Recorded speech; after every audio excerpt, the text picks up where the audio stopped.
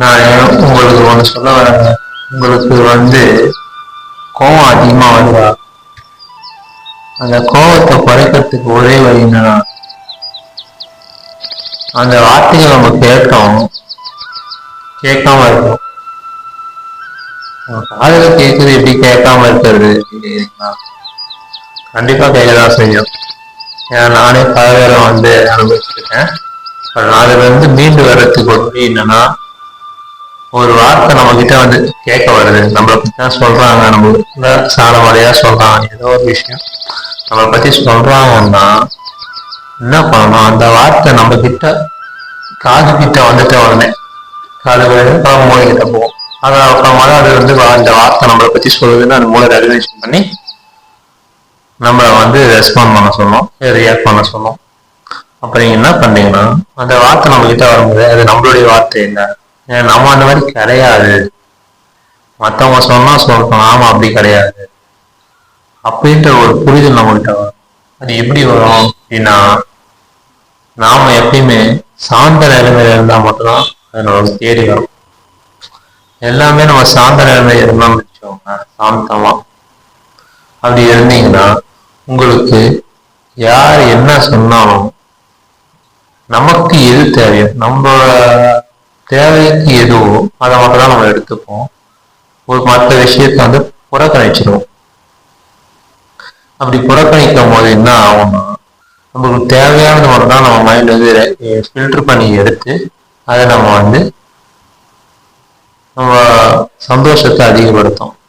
எப்படி ஒரு ரேடியோல எஃப்எம் கேட்கணும்னா அந்த ஃப்ரீக்வன்சி டியூன் பண்ணா மட்டும்தான் அந்த அந்த பாட்டோ நியூஸோ கேட்கும்.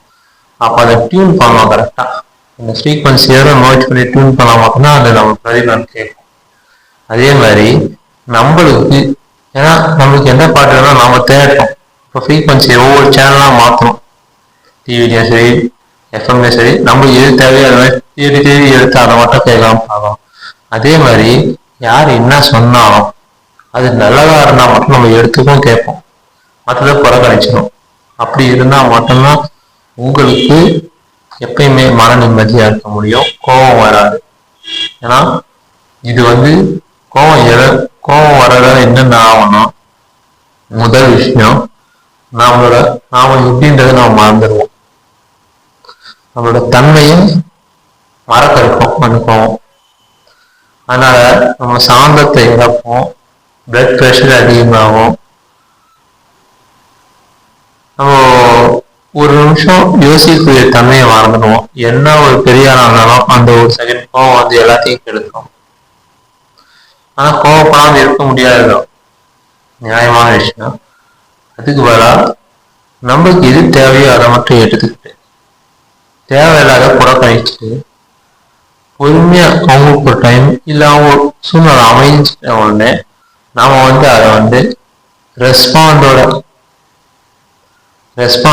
கருணையோட ரெஸ்பாண்ட் பண்ணணும், அவங்களுக்கு புரிய வரும். ஏன்னா இப்போ உள்ளவங்க எல்லாமே புரிஞ்சுக்காங்க, சொன்னா புரிஞ்சுக்காங்க, சொல்றதுக்கு தான் ஆள் இருக்க மாட்டேங்கிறாங்க. அதை நாமளா இருப்போம் அவங்க புரிஞ்சுக்கிட்டோம். ஏன்னா இந்த வீடியோ பார்க்குறவங்க எல்லாருமே ஒரு விஷயத்த மைண்ட்ல வச்சுக்கோங்க, எப்பயுமே நம்ம மனம் சாந்தமா இருந்தாதான் கடவுள் குடியிருப்பார். கோவில்ல எப்பயுமே கருவறையில அமைதியாக தான் இருக்கும். பூஜைகளை மட்டும்தான் அவங்களுக்கு இன்பமான ஒளி அவங்களுக்கு தேவையானது மட்டும்தான் மட்டும் பேச முடியும். அதை தேவையில்லாத விஷயம் எதுவுமே அங்க பேச முடியாது. ஏன்னா அமைதியான இந்த இடத்துல மட்டும்தான் கடவுள் குடியிருப்பாரு. மனம் சாந்தமா இருக்கணும், கோவப்படாம இருக்கணும். மனம் சாந்தமா இருந்தா நம்ம கடவுள் நம்மளுக்குள்ளேயே குடியிருப்பாரு. எல்லாருக்குள்ளேயும் கடவுள் குடியிருக்காரு. அவங்க இஷ்ட தெய்வம் அவங்க மனசுக்குள்ள குடியிருக்குது.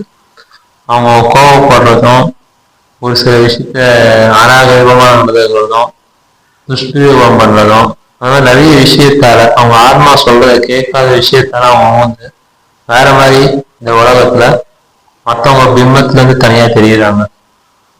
அந்த மாதிரி இருக்காம அவங்கவுங்க சாந்தமா மன நிம்மதியோட எந்த ஒரு வேலை எடுத்து செஞ்சாலும் நம்ம ஆத்மா கடவுள் சொல்றத புரிஞ்சு அந்த விஷயத்த நம்ம செய்ய ஆரம்பிச்சோம்னா நம்ம மனமும் குழுமையா இருக்கும், நம்ம செய்யற வேலையும் நன்மையா இருக்கும், கடவுள் நம்ம கூட இருக்கிறது செய்ய வைக்கிற வேலையை திருப்தியோட 100% செய்ய வைப்பாரு.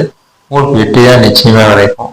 அதுக்கு நீங்க எப்பயுமே மாம் சாந்தத்தோட ஆத்ம கடவுள் சொல்றத கேட்டு வழிபடணும்.